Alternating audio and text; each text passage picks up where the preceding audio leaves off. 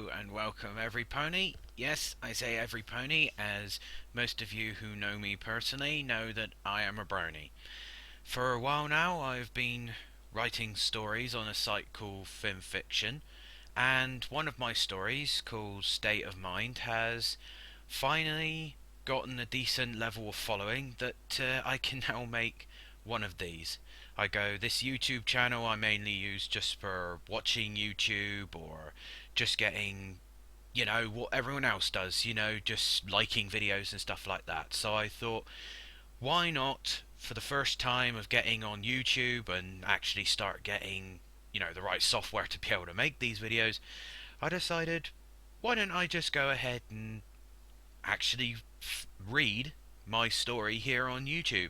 I mean, some people may not be able to access it on FinFiction because, well, let's just say it is a mature story. So, to access it on YouTube, you would need a YouTube account, which you would have to be because it is mature. Let's just put it that way.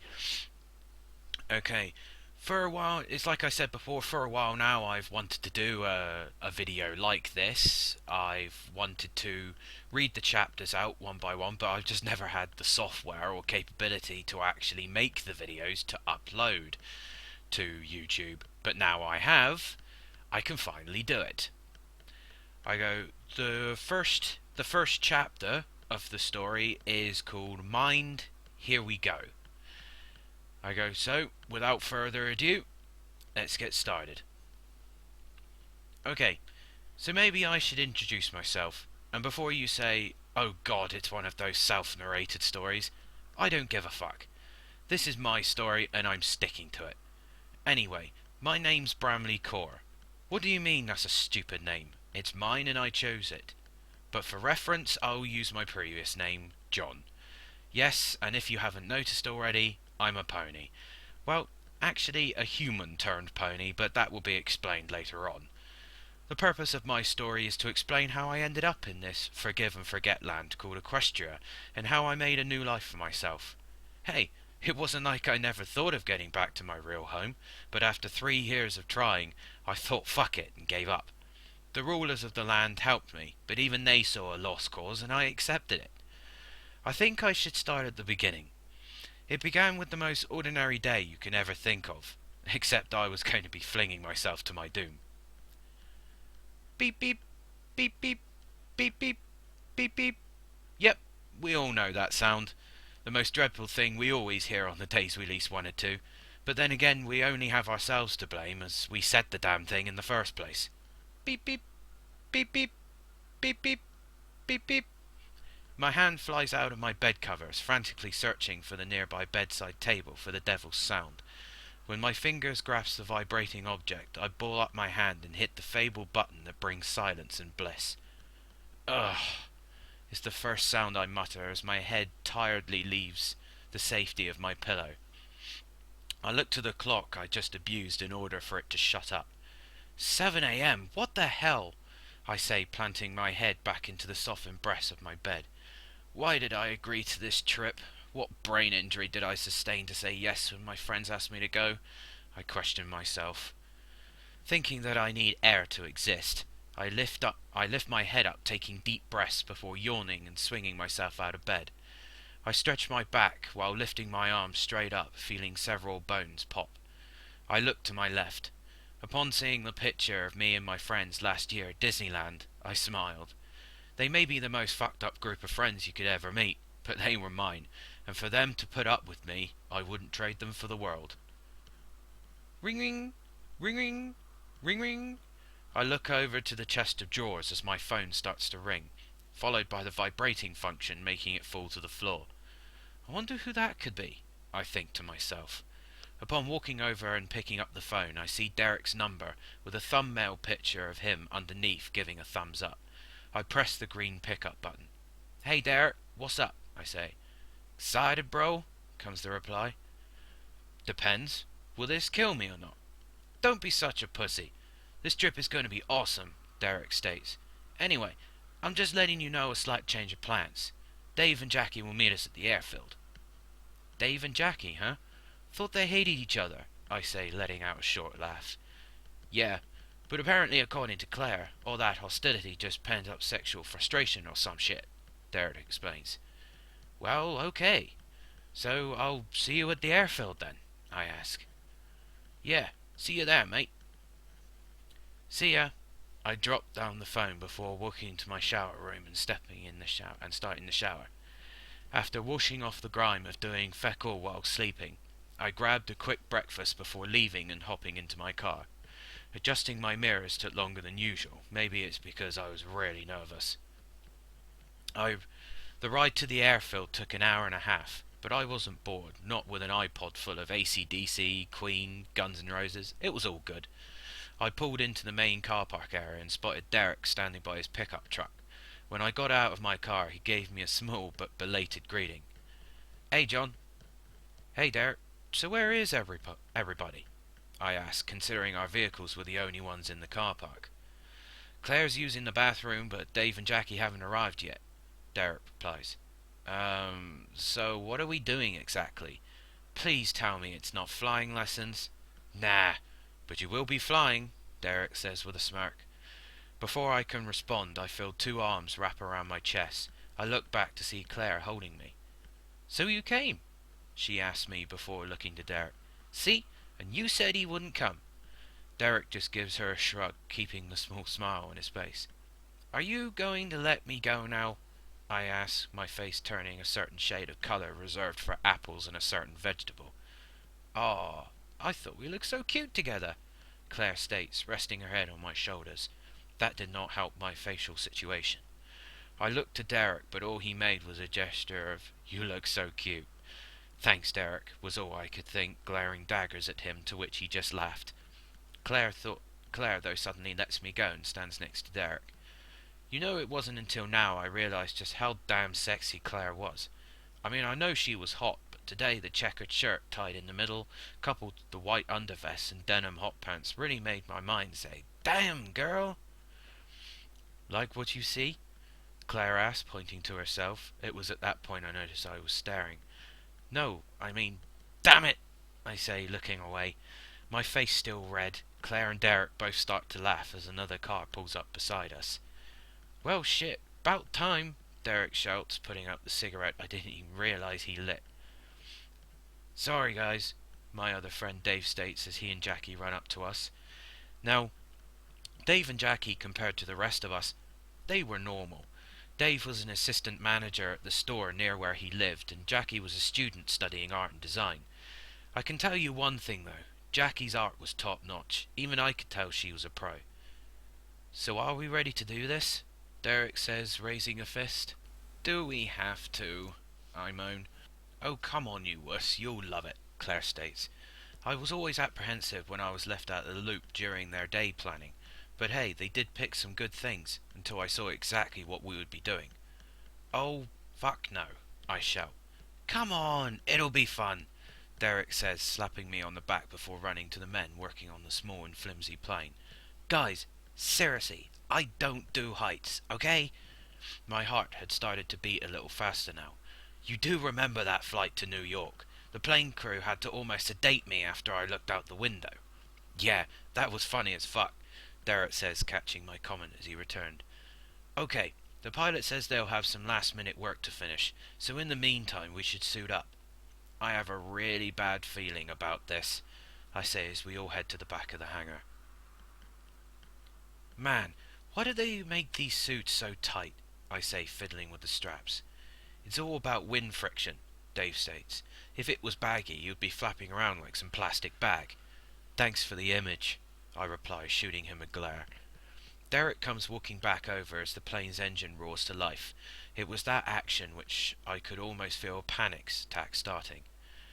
Come on, Claire shouts, grabbing me and pulling me towards the plane. Okay, you guys ready? The pilot shouts after we all bundle in. Yeah, everyone but me shouts, giving a thumbs up. The plane itself was unremarkable even inside. There were no seats, just hard metal floor. The only entrance was a large sliding door Derek secured as he climbed in at last, following the pilot's instruction. I closed my eyes and thought of happy thoughts as I felt the plane lift off. I was happily thinking of the time I played a prank on Derek in high school when I felt an arm nudge my side. I opened my eyes to see Claire smiling at me. "Hey, you're doing fine. Just relax."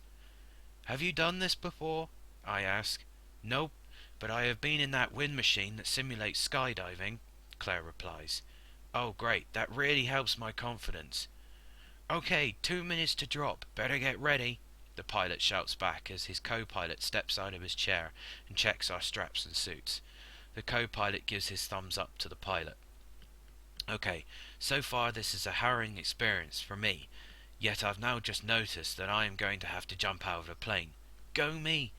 My heart and lungs almost seize up as the co-pilot secures himself to the plane floor before opening the sliding door. That's when it hit me. The wind rushes past my head, blocking out all forms of sound. I look out the door only for my body to freeze. "Holy shit," is all that leaves my mouth. Derek insists on going first, so he crouch walks to the door and puts on his goggles. After making sure his parachute is tight and secure, he turns to us and gives us the OK hand gesture. What happened next, I almost screamed. He lets go of the plane and jumps out. I mean, he actually jumped out. Next, Claire approached the door. However, before she jumped, she turned to me and without warning, she kissed me. My whole mind at that moment exploded as Claire smiles and follows Derek. "Hey, you alright, kid?" the co-pilot shouts. Yeah, I reply, rubbing my mouth. "Hey, you're next," Dave shouts, pushing me to the door. I wasn't liking what I was seeing. "Come on, jump already." I was about to retort when Dave and Jackie just pushed me out. The last thing anyone heard was me fully awake screaming, "Fuck you guys!" At first I closed my eyes as I felt my body falling, but after a while things seemed to calm down. I guess I reached that terminal velocity they mention in school. I look around and spot Derek and Claire doing some sort of synchronized air ballet. I wave to them as they spot me and fly over. Derek reached me first as he gives me the OK gesture again and I return it. Then I felt funny all of a sudden, like when you stand up too quick you get that head rush followed by a short spell of dizziness. Claire spots me shaking my head and she grabs me. "Are you alright?" she shouts. I can barely hear her. "No, I'm feeling light-headed and dizzy," I shout back. Claire turns to Derek and gives him a gesture of her finger revolving around her head, probably the sign of dizziness when you can't talk. That, however, is not what scared me next. As clear as day I heard a voice, almost as if it was coming our way. "That's it, sister. You almost have it." I look around thinking, what the hell was that? My eyes lock to Claire as she starts to get worried. She tells me my eyes went glazed for a few seconds as she signs to Derek that my symptoms are getting worse. Then that voice happens again, but this time it was followed by a flash of light. "Keep going. Almost there." My eyes fill with bright spots, the kind you get when you look at the sun or a light too long. My head starts to pound as I grab it in pain. Funny thing was, all I could think about was my pounding head, not the fact I was hurtling towards the ground at over 200 miles an hour. The flashes of light got bright, and now started to come over in waves and patterns. It was beautiful if I was not shitting myself at this point. The lights start to mould together and form long streaks passing by me. It reminded me of Back to the Future when the DeLorean achieved time speed. My thoughts were interrupted as the light seemed to engulf me and the voice spoke up again. This time though, this voice was softer. "Sister, something's wrong. I can feel a presence." The light now fully surrounds me. Time seems to slow down as, with a sound that resembled a sonic boom, the sky changes and becomes brighter and more clear. The ground below me changed too. A large expanse of forest stretched out from a long river winding through it. I tried to take in as much as I could before I realised I was heading for a small town. The houses, though, looked really rustic, as if I went back to medieval times. One building did capture my attention as I seemed to be heading towards it. It was a giant tree. I quickly gathered my thoughts and grabbed the release cord for my parachute, only a little too late. I slowed down, but not enough to warrant a smooth landing, but it wasn't the floor I hit first. The next thing I knew was my feet and my ass going straight through a window, and I hit something soft which followed me on my merry tumble. I came to a stop as my legs hurt like hell. Rubbing my head, I found I was lying on my back, but what I saw next scared the living crap out of me. A lizard was lying on my chest, rubbing its own head. I froze, thinking back to Jurassic Park, and that its sight was based on movement. Much to my displeasure, that was not the case. The lizard thing opened its eyes and looked at me. A few seconds passed before both of us screamed. "Ah! What the fuck?" I shouted out loud, springing to my feet, the pain in my legs taking a back seat. "Don't eat me!" I found myself saying. Why? Fuck knows. Maybe my brain had finally broken down and I was dead or dreaming. What the lizard thing did next forced me even more into the wall I was hugging. "Twilight, help!" it shouted. The next thing I knew, a door next to me flew open, and a fecking horse, trotted inside up to the lizard thing and spoke. It fucking spoke! "Spike, what's all the racket? I'm trying to read." The horse thing looks up to the broken window. "Spike, have you been practicing your flame again?" The lizard said nothing, as I just stood there with a look of horror. Meanwhile, the horse had approached the window and found my shredded parachute hanging from it. "Spike, what is the..." The horse turns and sees me hugging the far wall, right by the door she had just come from. The horse drops my parachute and jumps down, landing between me and the lizard thing. "Spike, get behind me! Who are you and what do you want?" the horse asked me. However, to respond, all I could do was splutter some incoherent babble of words while sliding to my butt and passing out. I have no idea how long I was out, but however long it was, I was now tied to a chair with a rope, and my clothes, apart from my undershirt and underwear, were missing. "What the fuck? Where am I?" I shout, getting no answer. I do hear talking coming from another room beyond the doorway in front of me. "What is it?" "I don't know." "Want me to hurt it a little?" I was now scared of meeting whoever said that. But it? The voice called me it? "No. We don't know where it came from. Hurting it might make it mad." "Mad? Of course it would make me mad. Any person being hit would be pissed off." "Hey, who's out there?" I finally shout, though I think I heard a small eep or sound that someone would make when startled. The door to the room slowly opens, revealing 6 horses, all different colours. I do, however, spot the one from earlier. Hey, look, I'm sorry about the window. I'll pay for it. Just please let me go." I cry out. I really sound pathetic. "We aren't letting you go until we get some answers," a horse with a blonde mane and an orange body states. I was really panicking now. I started to sweat. The 6 horses surrounded me and sat down.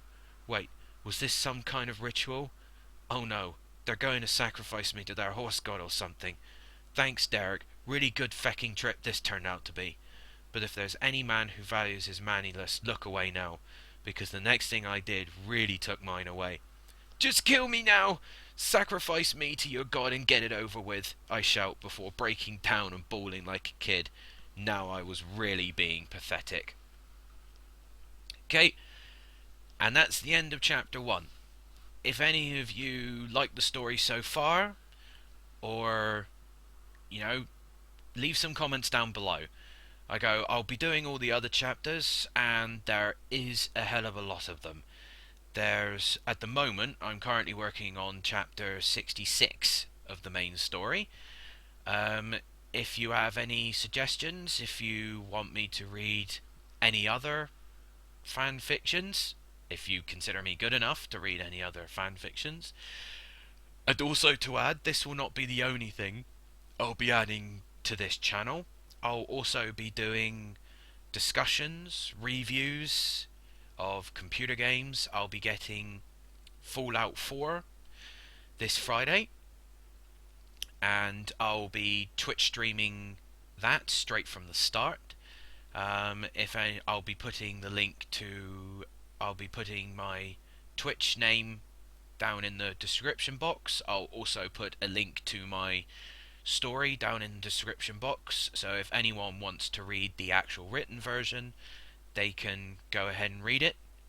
And until the next video comes out, which shouldn't be too long because it will be a review video this Saturday after playing Fallout 4 for a while, I will see all of you fellow bronies or other readers next time. Applepip out.